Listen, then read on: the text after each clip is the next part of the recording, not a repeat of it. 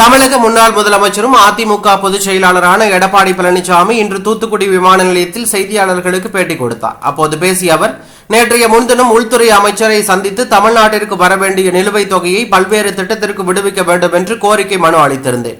மகாத்மா காந்தி தேசிய ஊரக வேலை திட்டத்தில் மத்திய அரசிடமிருந்து மாநில அரசுக்கு வரவேண்டிய நிதி தாமதமாகி உள்ளது.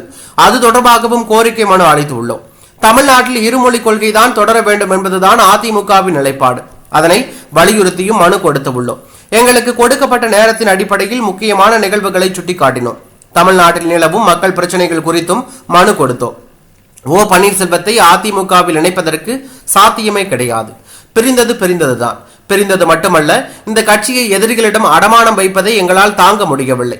என்றைக்கு அதிமுகவின் கோவிலாக இருக்கும் கட்சி தலைமை அலுவலகத்தில் இவர் தலைமையில் ரவுடிகள் மூலம் தாக்கினார்களோ அன்றைக்கே அவர் இந்த கட்சிகள் இருப்பதற்கு தகுதி இல்லை. இந்த அடிப்படையில் அவர் இணைத்துக் கொள்ளப்படுவதற்கு வாய்ப்பே கிடையாது. அவர் தவிர நிறைய பேர் இந்த கட்சியில் இணைந்து கொண்டு இருக்கிறார்கள்.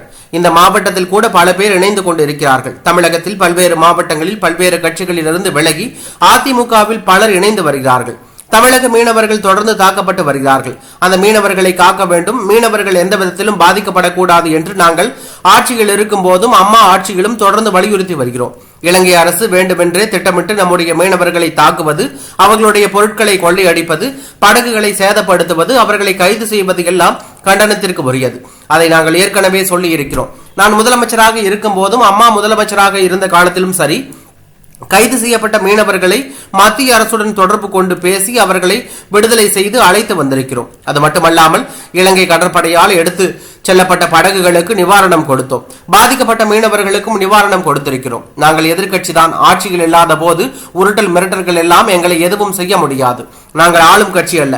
டாஸ்மாகில் 1000 கோடி ரூபாய் கொள்ளையடித்தது யார் என்பதை கண்டுபிடிக்க வேண்டும். தமிழகத்தில் சட்டம் ஒழுங்கு சீர்கெட்டுள்ளது. சிறுமி முதல் மூதாட்டி வரை பாலியல் வன்கொடுமைகளுக்கு ஆளாக்கப்படுகிறார்கள். போதைப் பொருள் நடமாட்டத்திற்கு அளவே இல்லை. காவல்துறைக்கு அவர்கள் அச்சப்படுவதில்லை.